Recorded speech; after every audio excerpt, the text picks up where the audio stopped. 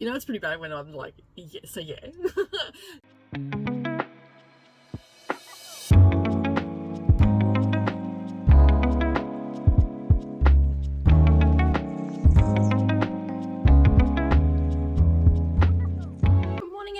And welcome to March 13th. Alright, we are doing some more Women's Prize for Fiction vlogging.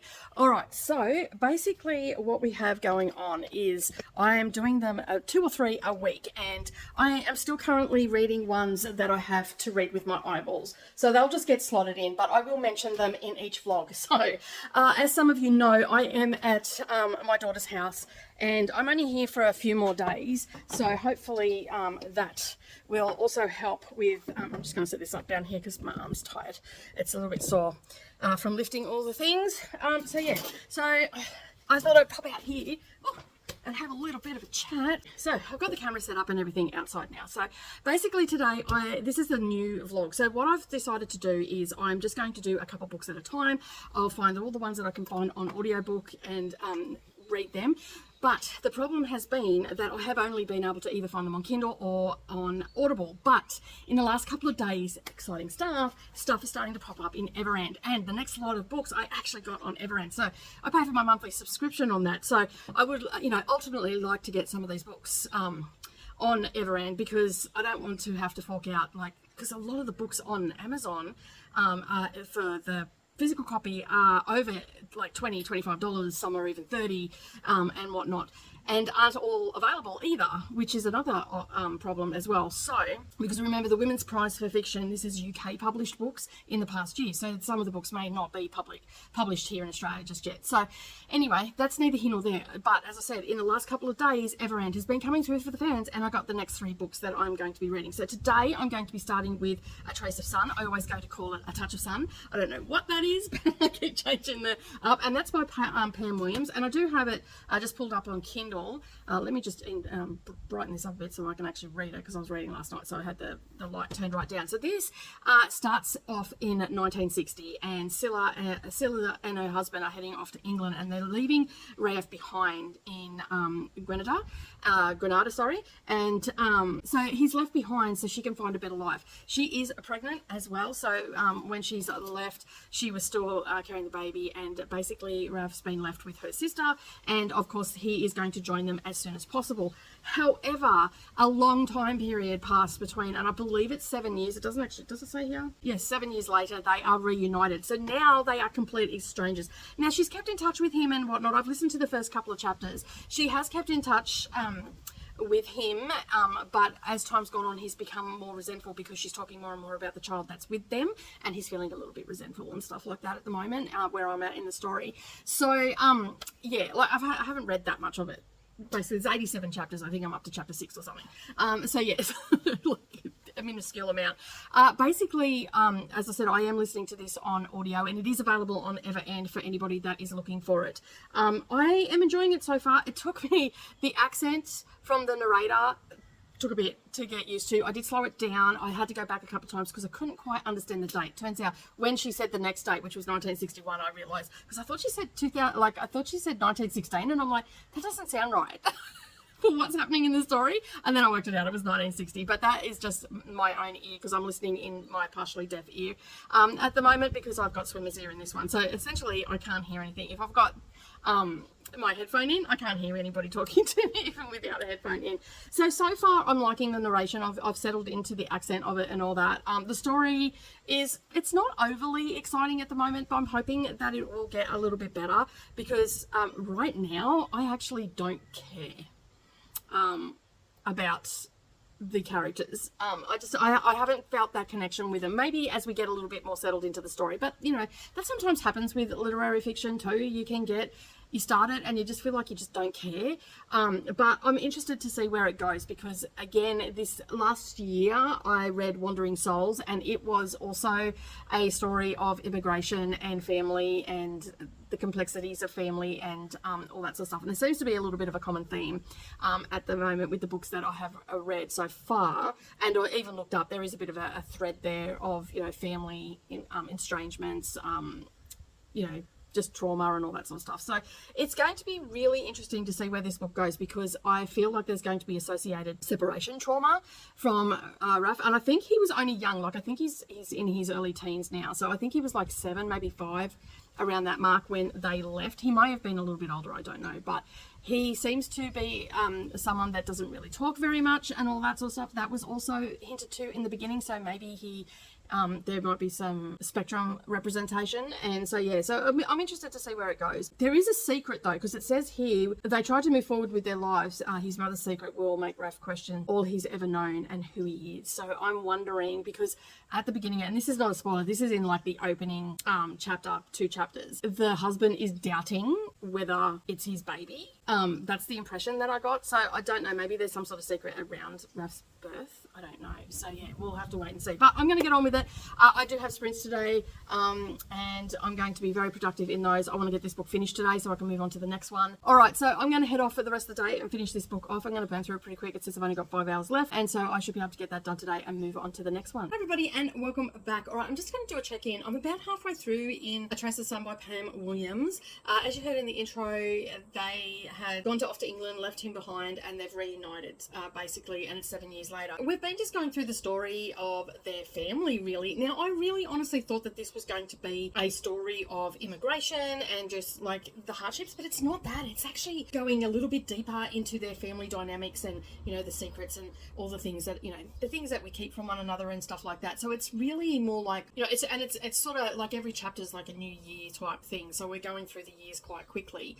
We're in the 70s right now. Yeah, so basically it's just been following their storyline and how they're handling everything, and but it's not the immigration story that I thought it was going to be. I mean, there's a little bit of the struggles and whatnot, but it's not what I thought it was going to be. So far, I'm liking it. It's not my favorite book because I was expecting something different. So that always makes it a little bit hard when you had one expectation and then it's like it's switched gears, but it hasn't, because that's obviously what the story wasn't. It was just my misconceptions of it. But in reading the synopsis, I still get that same feeling that it is a story of immigration. And I mean, technically it is, because that's how it starts out, but it's just a little portion of it. It is the family dynamics, you know, the trauma behind the separation and how they don't really know each other and all that sort of stuff. And as I said, I'm about halfway through, so I've still got a little ways to go of the book, and I will check in again. But I just wanted to just touch base with you and just like let you know that this is not the story that I thought it was going to be. And if you go back and look at the video that I put where I talked about the synopsis and what the book was supposed to be about, you get the distinct impression that it is about immigration. It's so much more. So that's all I'm going to say. So as I said, I'm about halfway through right now. I'm going to finish it up. I've only got it on audio. I cannot find an ebook of it anywhere except on Kindle, and I'm not paying $17 for a book. So I'm just listening to it on audio right now. It was cheaper to get it on audio. So I'll finish it off. I'll come back and check in with you in a couple of hours, maybe tomorrow. We'll see how we go. Right now, it's I think the last time I checked in, it was the 13th. I have had Harry Potter stuff I've had to do. I met up with a friend from England yesterday, and I don't get footage from that because I just want to go and have time with my friend from England and whatnot. And I mean, she's a friend from YouTube and stuff like that, and from Facebook groups and whatnot, but it's just time that we sort of hang out together and chit chat and you know, catch up and see how the families are going and all that sort of stuff. And yeah, but it was good to see her again. It's twice in 2 years. They've come over last year and this year, so it's been good that they've come over, and it was good to catch up with her again. And I'll probably catch up with her again before they go back, because they're here for 2 months, but they've got stuff with family and everything, so that's going to be really nice as well. And of course, you know, the 2 times that I tried to go into the city, it's bucketing down rain. On Monday it was bucketing down on rain, and then yesterday it bucketed down on rain. And I didn't take my umbrella because when I left here, it was sunshine. So I didn't take the umbrella. It was like really hot. But anyway, I'm going to get back to A Trace of Sun by Pam Williams. Hi everybody, and welcome back. I'm home. Yes, I'm home. I'm so happy to be home. I've just done my first sprints being home as well. We just finished up with that about a half an hour ago now. And I'm like, oh, I forgot to do my wrap up for A Trace of Sun by Pam Williams. And the reason I'm looking over on the computer is because I always go to call it A Touch of Sun. I don't know why. And I think I even called it A Touch of Sun in the first clip. But anyway, I digress. Yesterday I left pretty early. I left around a little bit later than I wanted to, but still early enough to get home by about lunchtime. And I listened to this while I was down in Brisbane, and also on the way way home. So I managed to get it finished. I think I was about an hour from home, so that wasn't too bad. Now, as I said in the first clip, when I went into this, I thought it was an immigration story. Now, the reason why I thought it was an immigration story, because on the synopsis, it says, and I've just brought it up on Goodreads, the Goodreads synopsis says, "Don't go, mummy." Stuttered words filled her ears, sent visions of guilt through her as she bent over and held him to her thumping chest, tears sliding down her face to his. And Raph is left behind in Grenada when his mother, Scylla, follows her husband to England in search of a better life. So I naturally assumed that it was going to be something along the lines of Wandering Souls and all that sort of stuff. And it goes on to say that, you know, they were separated for 7 years and then eventually he went to England. Now, this book was so much more. It was an immigration story, yes, that they went to England, but that was pretty much done in the first, like that part happened in the first chapter, and then we're just basically following them. Each year we're getting sort of like an update, and we follow them over several decades. I think we end up in 1994, around that mark. The story ends. So we go from 1960 through to 94. Now, it is following the story of Scylla and her family. There are 2 other siblings in this as well. I think Benny and Lucy are his other siblings, but there is a secret that that Scylla has that he doesn't know about, and he has some sort of mental illness, and we're learning that during the beginning of the book. We do later find out that he has schizophrenia, and he was hospitalized for it, and just everything that happens around that illness as well that was in there. It wasn't as in-depth as I thought it was going to be. Once I realized what the book was going to be, it wasn't as in-depth as I thought it was going to be, but it still had an impact, and we go through that impact as well as the impact of that separation, of them not really knowing each other. There's also a secret that Scylla has been holding for many, many years, revolving around Raph, and basically it just goes through like their day-to-day life. And it's not a day-to-day grind book. You know how you get some of those books where you're just going through the day-to-day grind with the character? We're going through their day-to-day life, but we're going through their family's day-to-day life. So what the siblings are experiencing, how they're feeling, the disconnection that they have, and all of that sort of stuff. Now, I did get, in the first half of this book, I got interrupted quite a bit from Mia. So I think that took a little bit away from the story, but once I was in the car and I was listening to it, I really got stuck into this. And I was just so enthralled by how it was progressing and like how they kept secrets and all that sort of stuff. I must admit, I do love a book that has a good family secret, especially when it revolves around the children and the parents have hidden that from them. And then we find out why, and it's an awe-inspiring, not awe-inspiring, but it was like, oh my goodness, no wonder she kept that secret. You know, we've got divorce in there as well. We've got some cancer that's happening like at the end of Scylla's life. So there's a lot of stuff to unpack in this book. Now, I can't really go into super in-depth in this book because I will end up giving it away, but the way that like it played out around Raph's illness and whatnot, there was talk of when he was little how he didn't speak very much. He was always really quiet and all that sort of stuff. And some of them thought that he was a little bit odd, some of the villagers, because you know, he stayed on the island that he lived on up until he must have been in his early, I'm pretty sure he was around 12 or something because he was 7 years when he was on the island, and then he went to England. And then we've also got Sonny, which is Scylla's husband, and just the struggles he had. And after Raph got there, they ended up having some problems because he was looking at Raph and he knew that there was something that was not quite right. There was a lot of that, and then just how they handled everything as well was I found it quite stressful, to be honest. I found it quite sad in some aspects, but I also found it quite stressful, and not too many books can make me feel stressful when I read it, but this was actually making me feel stressful. As I said, I can't really talk too much about it without giving a lot of it away, because there is a lot of the plot is surrounded his mental health. I will say, as we went on in the book, and Scylla was trying to make amends with her children by writing letters and stuff like that, and just how he dealt with the whole situation, because he withdrew himself from the family, and so he was estranged from the family, and just how he dealt with it. And then subsequently the lies, well, not even lies, he didn't want to have there was mention he didn't want to have children, and the fact because of his illness he didn't want to pass it on to someone. Now, this is not a character where they've got schizophrenia and they're off their meds and they're off their rails and all the rest of it. This is very much a healthy in my opinion, he was ill, he had an episode, he was hospitalized, he got treatment, and he stuck with his treatment because it scared him of what he'd done. That's all I'll say around that. It scared him, the person that he became. He didn't like that. That was my interpretation of it, on how he handled it.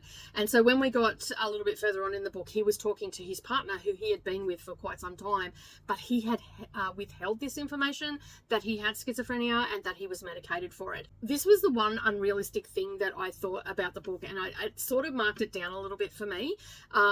It brought it right down, is because his partner, I don't know about anybody else, but I'm quite an inquisitive person. If someone told me that they were on medication for their blood pressure, I would look that medication up and find out if that is the case. Now, I know that many medications are given for many different reasons, like they might have been marketed as blood pressure, but it can be used also for mental health, mental illness and stuff like that. So I'm fully aware of that, but I've really, and I know this is fiction and not everything is supposed to be believable, but come on, make it a little bit realistic, because as humans, we're quite inquisitive little critters. And yeah, I would have looked up this medication, but the way that it played out was that she was so shocked by it all that she got quite angry at him, and basically he did a little bit of self-fulfilling prophecy here, because he didn't want to say anything because he assumed that she was going to act that way, and because he had held it in and basically lied about the medication he was on and all the rest of it, she reacted exactly how he would predict it. So it was a little bit of self-fulfilling prophecy there, and I was like,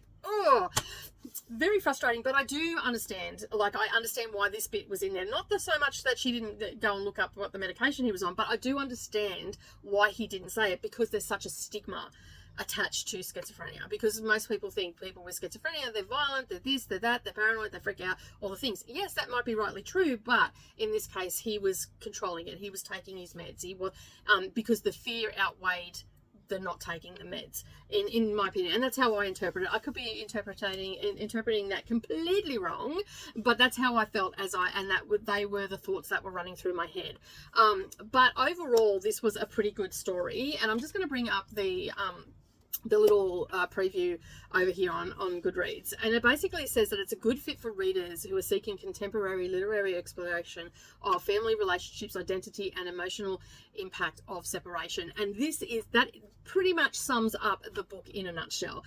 It had a lot of that in there, and it did have a lot of family relationship and all that sort of stuff. So if that is something that you're into, this book will hit the spot. Now, I did listen to this on audiobook, and I do not have the thing in front of me of who. Let me just bring Everend up. Okay, so the narrator for this is Indra Ove and Toby Barke, I think is how you pronounce their names. They did a fabulous job. They do have quite a strong accent as well, so just be aware of that. I did have to reduce the speed down on this one down to a 1.65. I listened to this one because the accent was quite strong, but still a really good performance by both of them. I didn't get confused between the characters or anything while I was listening to it, and I only had this on audio, so I wasn't immersive reading this because I'm just trying to find them where I can find them without having to fork out too much money for them. But I have actually given this a 3.5. It wasn't my favorite book so far, but it's still quite a compelling story, and it's still something that I know that a majority of people will really love. I mean, I love the cover as well. A lot of people are going to be drawn to that cover, but just be aware that it is not from the back of the book, like the synopsis that I first found, it just basically seemed like it was going to be a little bit like Wandering Souls, and it definitely is not that.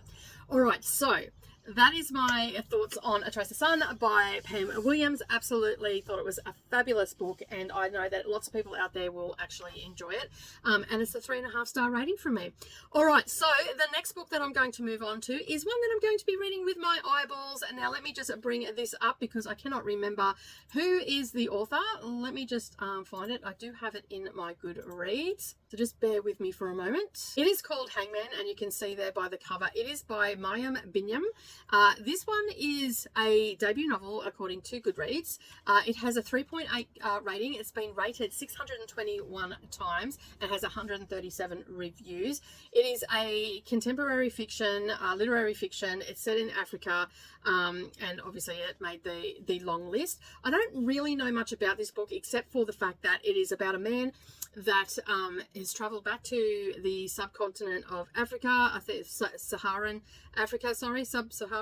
after 26 years of being in exile in America, and he is back to a country that he no longer knows. He doesn't know anybody really until a man turns up and actually starts calling him brother, and then on the way to his house, they work out that he is there too. We work out together why he's there, and he is there to find his dying brother, and then it just goes on that. Now, this is not an overly long book. It was published in 2023 in August, and it's only coming in at 200 pages. I did find this over on Everend. If people are looking for it, you'll be able to find it over there for sure.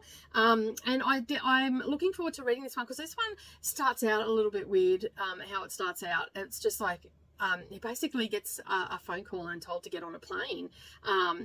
Don't need to pack your clothes or anything like that. They've all been packed for you. Your ticket's been bought. You just got to get on the plane and go. So I'm going to be interested to see where this one goes. Being only coming in at 200 pages is 208 pages is the hardcover, and on my Everend it's coming in at 200 pages. So it's going to be a quick read, and this one I'm reading with my eyeballs because I cannot find it on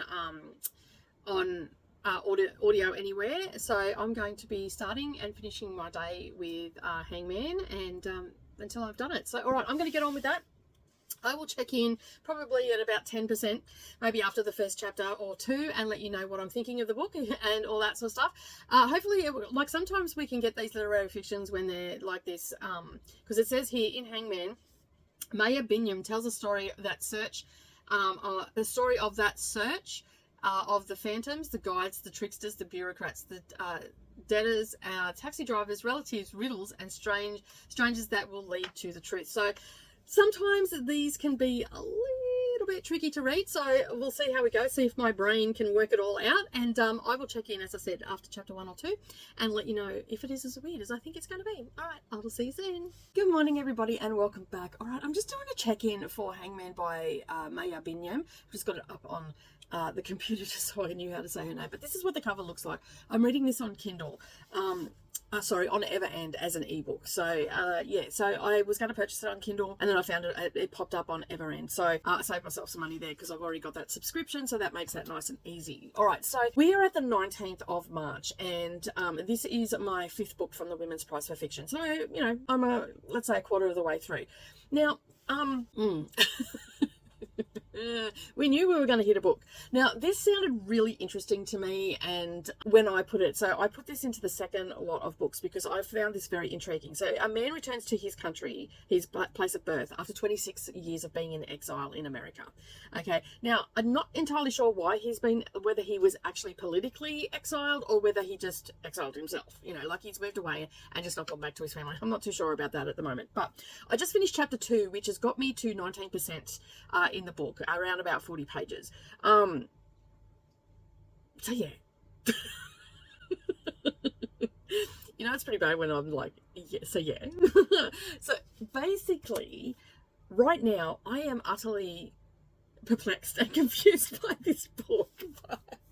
Like, these are pretty interesting words to use when you're describing a book and how you're feeling about it, right? So, the first chapter was quite interesting. I really enjoyed the first chapter because there was so much mystery around him going to his country. Now, I knew he was going to his home country because I read the synopsis. Had I not read the synopsis, I still would have found this very, very intriguing. So basically, what, as I said in the first clip, what's actually happened is his bag has been packed for him by some random. Okay, we have no idea who's packed it for him. He got a phone call that he had to get on a plane.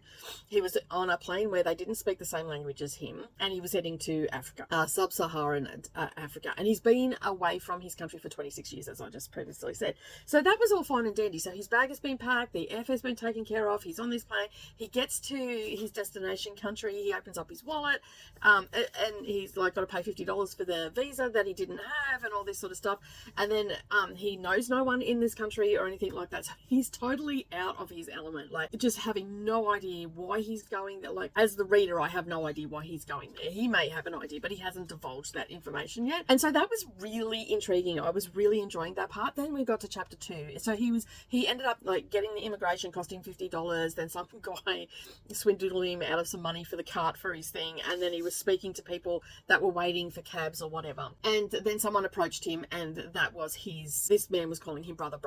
And that turns out it was his cousin, and he's gone to his cousin's place. So chapter 2 is about him being at his cousin's, and like the narrate, like the person that we're following is totally and utterly confused as well. So I do believe I'm supposed to be feeling this way right now, but I'm not 100% sure, because I'm just about to go into chapter 3 and I'm like, I don't entirely know what I just read. But anyway, I'm going to try and decipher that with you right now. So I promise that this book won't be all of this, but then again it may be in this vlog, because I'm really confused right now.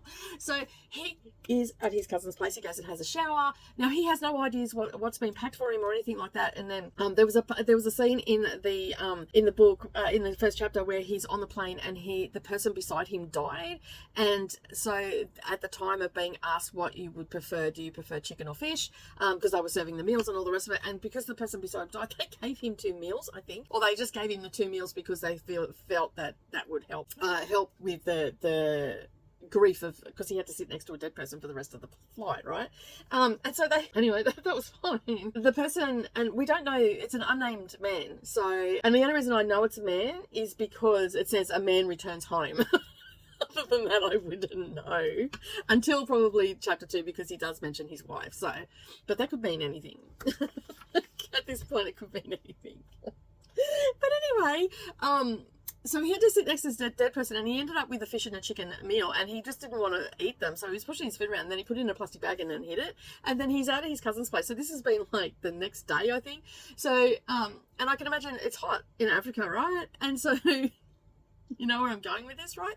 So he goes up to have a shower. There's a pigeon in the shower. There's no shower curtain. He describes all that, and that's fine, and whatnot. And then he gets out of the shower, dries himself off, and he puts some cologne on. But he can smell this god-awful smell. Now, he didn't purchase the cologne himself. The person who packed his bags put that cologne in there, and yeah, so he's smelling this god-awful smell, and he thought it was the cologne. So there was this whole thought process of him not wanting to wear the cologne anymore, not buy it, you know, but didn't want to be rude, and it all comes down to being courteous and stuff, because he's in a place that he doesn't know, with people that he doesn't really know, and he's a little bit out of his comfort zone. And so, and then he remembers that he had the bag of food in his bag. And that's what the god-awful smell was, because he realised when he went close to the cologne that there was no actual smell, pungent smell coming out of it, and that's when he remembered. I'm just like, oh my god, that must have reeked so bad. And then so he went and found a garbage bin, and then we have a whole dialogue about him eating dinner and trying to keep the food down, and then meeting people in the household and getting them confused, because he doesn't know anybody, doesn't know these people. So he thought that the servant woman was the wife, because there was twins there and they were beautiful twins and all the rest of it. Then he realised that she was the servant woman, and then the wife came in and then said something about the twins, and then she goes, no, they're her. And it's like, oh my god, so confused by chapter 2. But I had to come in and talk to you about it, because these are in-depth vlogs that I'm doing for these. I'm going to continue reading on. I'm probably only going to read for another half an hour, because it's 9 o'clock and I slept in this morning. I was hoping to be halfway through this book by today. I'm going to read for another half an hour, get me 9:30, and then I have to start my work day for crafting and all that sort of stuff today, and editing and whatnot. So I'm extremely tired. I'm just like... And I don't think I have the brain power right now to deal with this book, but I'm going to give it another half an hour. I will check in when I'm finished, but I just wanted to let you know that this is slightly confusing. I know that I'm only up to chapter 2, and quite honestly, if this wasn't on the Women's Prize for Fiction, I would probably put this book down, because right now I don't have the mental capacity to deal with a confusing book. Do let me know though in the comments if you felt the same way, if you've read this book, if you felt the same way about it, because it could just be a me thing, and I'm happy to admit that it might be just a me thing, because I'm very tired. I've just, you know, been away for 3 weeks and my body's finally relaxing, and so I'm going to go and continue reading Hangman. Yeah, so like, I'm just looking at Storygraph, because I was just entering the details into Storygraph, and it says Hangman by Maya Binyam is a good fit for those seeking a thought-provoking and deeply personal exploration words of identity, belonging, and the complexities of the human experience. I'm just hoping that we're not going to get more of dinner talk, because it was like dinner was heaped on my plate and then he was eating it, and the wife kept putting more food on his plate and he was eating it because it was disrespectful not to eat it, you know, because they were offering it to him, it was cooked for him and all this sort of stuff. And then we got a whole heap of thoughts, his thoughts about the food coming up and down his esophagus, and I'm just like, really? Do we need to know about this? Like, is this important? I'm not laughing at I'm laughing at my reaction to it. I'm not laughing at the author or anything like that. I'm just like, what the hell am I reading? And I'm looking at it, you know how they have the little tags on Storygraph? It's adventurous, challenging, and reflective and medium-paced. Fiction, literary. Definitely falls into the literary fiction, because sometimes I just don't understand these books. Like what they... But I'm just taking a step back and I'm thinking about it, and I'm reading the word, and I'm reading this with my eyeballs, so it's got nothing to do with me being distracted by audio or anything like that. I'm actually reading this with my eyeballs because there is no audio. But challenging, I agree with that tag on there. So I'm going to go and get back into it. I hope you're all having a less challenging day than I am, and I'll see you at the wrap up. Hi everybody, and welcome back. All right, I'm here to talk about the book that I have struggled with, and that is Hangman by Maya Binyam. Okay, so I'm just going on to Goodreads to see what the ratings are. There's been 644 ratings, and it is rated at a 3.78 rating. I'm not too sure how. Let me just go down and have a look, but I'm guessing there's been a lot of 4 and 5 stars. Yeah, there has. There's been 230. I mean, there's 156 3-star ratings, and there's 238 4-star, and then there's 176, which is 27% of those ratings are 5-star. I have no idea what they said, because I'm just here. I just wanted to get that information for you. So yeah, but basically this book is just not for me. Like, I felt very disorientated while I was reading this book, and I'm guessing that a lot of other people might as well, because, well, the first thing is, we don't know, like, it's told from his point of view, so we don't know his name, we don't know what country he's gone to. All we know is it's somewhere in Africa, in the Saharan Africa, so below West Africa, below Ghana and that, is my understanding of where that is, and probably wrong, because geography is not my forte on that, but so just take that as with a grain of salt. But yeah, we have this whole mystery of him, as I've said in other clips, where, you know, he gets a phone call, he's told to get on a plane, his bag's packed, all this sort of stuff. He does what he's told, he gets on the plane, he gets to Africa, and then we're just going along with him as he's going to his brothers and all the people that he meets along the way. Now, it's right throughout this book, we have no idea where he is. We have no idea who the characters are, and it's just like things like my brother or my cousin, or my the son of my mother's brother, and this is how it sort of goes on. And it's just like, you know, and he has various interactions with people along the way. I just felt very disjointed as I was reading this book, and I'm not going to talk too much about it, because I don't have anything, there's no redeeming qualities in my opinion of this book. I just got very frustrated with it. I was just reading it because I sort of wanted to know how it ended, and there is a bit of a reveal, but I just felt very disjointed the whole way. I felt like I had no sense of place. Now, is that what the book is supposed to be telling me? Because it does say on the, like, is that how I am supposed to be feeling? Because that is what sort of feels like as you're reading, because he's sort of out of place and disjointed. So if that's the case, and that's how the book is supposed to make you feel, well then, yeah, okay, this is a 3-star book if that's how it's supposed to make you feel. But books don't always go on the feel, and like even the writing, I sort of struggled a little bit with, because I was just having a sense of a feeling of disjointedness, and I didn't know where I was. I didn't know where I was in the story and all that sort of stuff. And I think for me personally, I need those concrete facts in a book. I need to have that.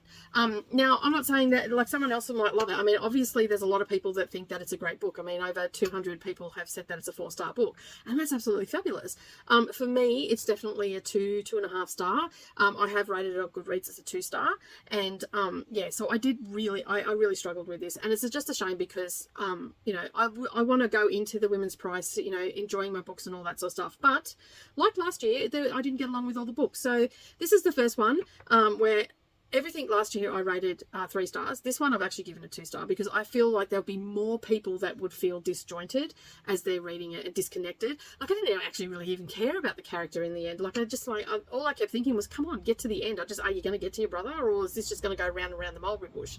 You know, like, there was some, and we were talking around on sprints. It's supposed to be witty and all this sort of stuff. Either I have a personality or a sense of humour like a wet blanket and didn't get it, which is possible. There were some funny moments in it, like, yeah, but it wasn't even like funny ha. It was just like, oh yeah, that's sort of, you know, that's sort of how I went with it. So it was just a really strange book, but I'm glad I've read it, because now if anybody asks me, I can give them my honest opinion and say, you know what, that book wasn't for me. This is, you know, just know this: when you go into, you don't know where they are, you don't know what his name is, you don't know, you know, who the characters are or anything. All you get is these long-winded explanations of who they are, like my son's mother's brother, that like, and it was a little bit frustrating, is what I would say, and I probably would not recommend this to anybody. I actually don't know anybody that would actually like this, that in my sort of circles.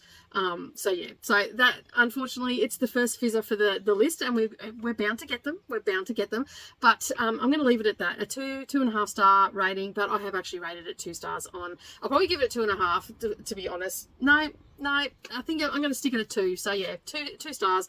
And yeah, I don't recommend it to anybody. But, you know, if you're brave, you can pick it up. It's not a very long book either. It's only got 200 pages in it, so it's not a very long book.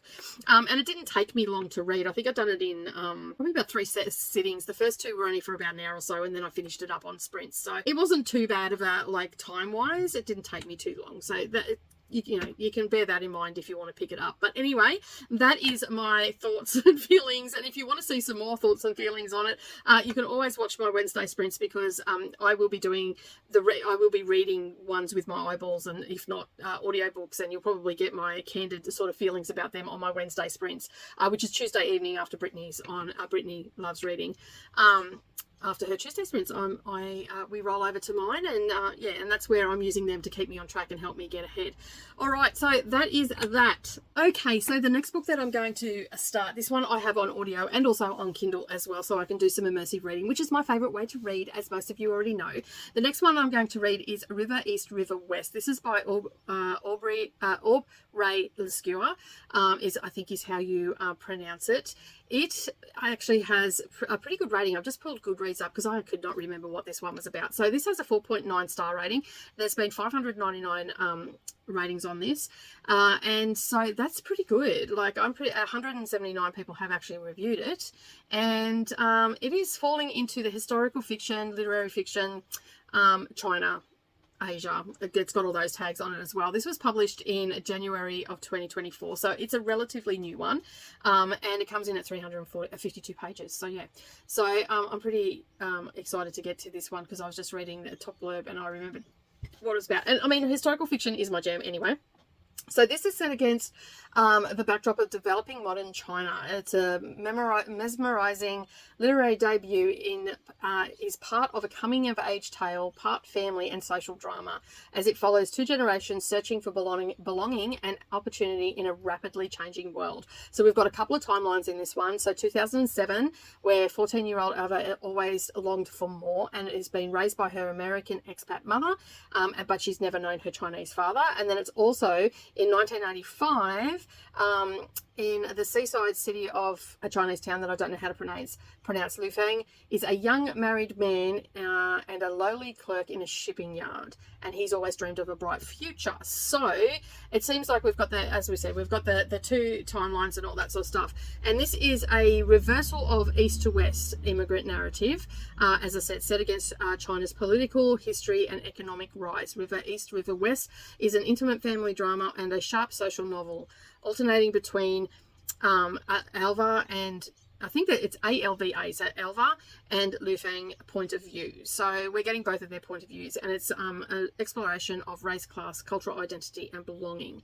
And the little bits that I have read, which I have read Alva, she is really struggling. She's in high school and she's struggling with her identity, because people say things to her like, oh, you speak Chinese so well and all this sort of stuff. And she's been living in China for most of her life, or all of her life. And yeah, so basically that's sort of where I'm at the moment. And it's also talking about the often false promise of the American dream, which is very interesting because I've had a couple of conversations with my daughter about this and all that sort of stuff, how people, you know, gravitate towards different countries because of this dream that's been promised and all that sort of stuff. And sometimes that's just not the case, and whatnot. So I'm actually really looking forward to this. It's set in China, and Shanghai, and I think it's Guangdong is how you say it. So yeah, it's going to be an interesting read. So I'm going to head off and finish up the sprints for today. I've been sprinting now for nearly 8 hours, so I'm getting a little bit weary.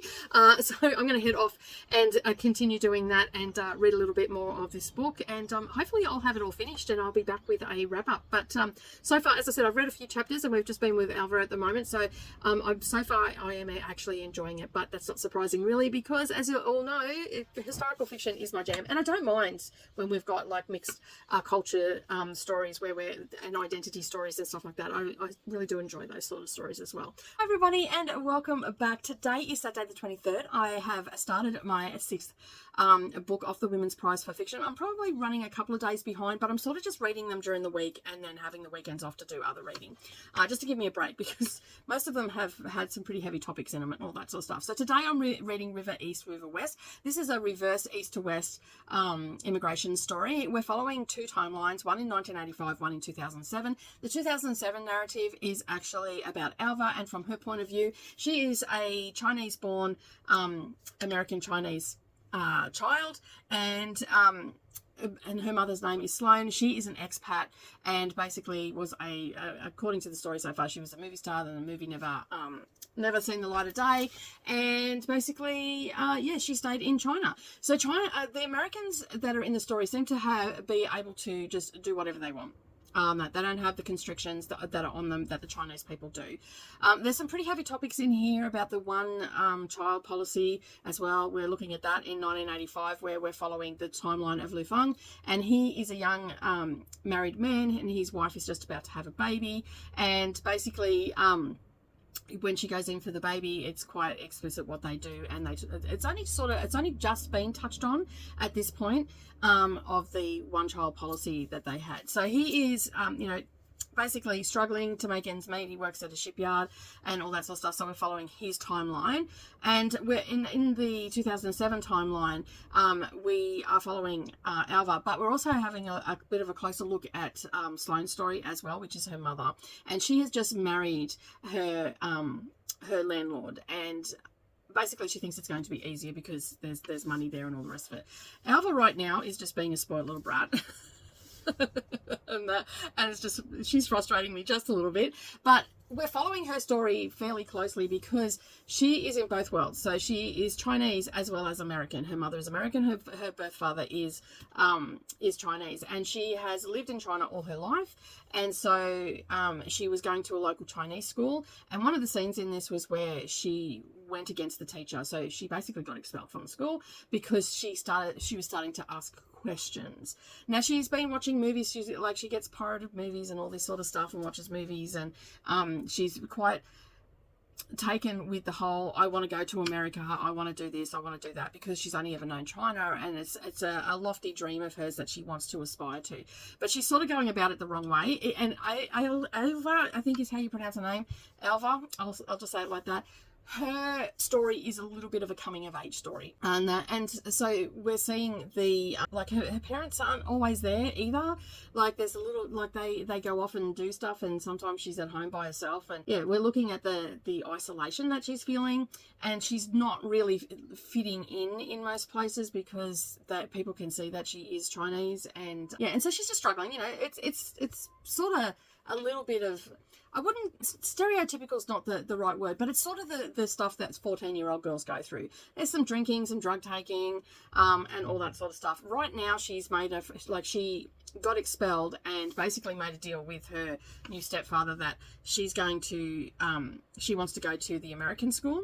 And so they've sent her to the American school, and so she's doing soccer and all these sort of things. And, yeah, so it's just, floating along right now. Now, as I said, Lu Feng was is like in his timeline. Where I'm at is his wife has just had the baby, and he's just struggling a little bit, but he has had an affair. As well. So we're just sort of delving into that. I'm generally not up for that sort of stuff, but it's sort of just touching on it very lightly. I sort of don't know how I feel about this. Now I'm just looking at the tags. As I said, I think I said this in the first one, it's classed as historical fiction. So we are looking at the policies of the Chinese government at the time and all that sort of stuff, and how everything is structured and all that sort of stuff. It is quite interesting. It is holding my attention. I'm really enjoying it. I'm also listening to the audiobook. So if anybody wants to get the audiobook is pretty good too, although I am listening at 2 times speed, because any lower than that it's just a little bit too slow for me, but yeah, like it's paced pretty good, and yeah, I'm sort of burning through. I think I've only got an hour and a half left of this book at this point, at 2 times speed, maybe a bit longer, maybe 2 hours, but yeah, I'm really enjoying the story so far. I'm quite interested to see which way it's going to go. There are some trigger warnings that you need to be aware about. There is, as I said, you know, children being left at home almost to the point of neglect. There was one scene that I was reading where the friend's mother, Zoe, her mother is always in the gym and basically sees them on the monitor and sends them, the maid brings a tray of food to them, and because Zoe's American, because this is over in the new school, and basically the mother never comes out, and it's like a month later or something before she actually meets the mother, and the only reason the mother came out is because the father had come home from his business trip and expected everybody to be at the table for dinner, and Zoe was there, and Alva was there and basically had dinner with them, and she noticed like they were really enthralled with her because she was part Chinese, part American, and basically they were quite surprised that she had lived there and her mother had never gone back and she's never gone to America and all this sort of stuff. So it's quite interesting to see how it's all playing out, and how Alva is actually struggling with, because like it's not evident on the paper that she's struggling, but there's that undertone, if that makes sense, that she's not coping with it and she's starting to think,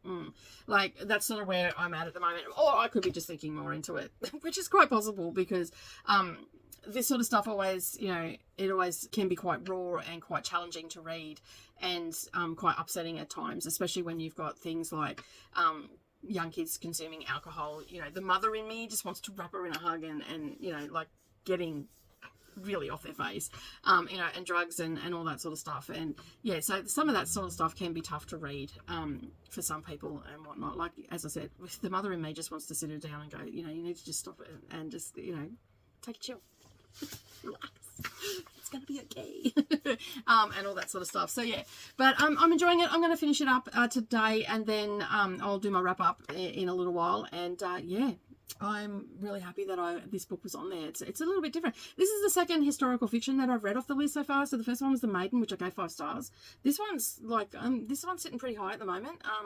I'm sitting at around a 4 star, so maybe 4.5, depends how it wraps up. So I'm still learning about Lu Feng and Sloane. So once I know a little bit more about their story, I can talk a little bit more about them and how I felt about their story and all that sort of stuff. But I will say that like Alva, Lu Feng wants the American dream, you know, he wanted to learn to drive and all this sort of stuff, and Sloane was teaching him how to do that. So yeah, it's basically, it's sort of Alva and him both had that same dream, you know, get to America and live the life and all that sort of stuff. So yeah, but anyway, I'm going to head off and finish off my book, because I've just finished my household chores for the house, and then I'm going to have a cuppa, and I'm going to sit here and work out what the hell I'm doing out here and clean this area up a bit. All right, I'm here to talk about River East, River West by Abu Ray Lascure, I think is how you pronounce it.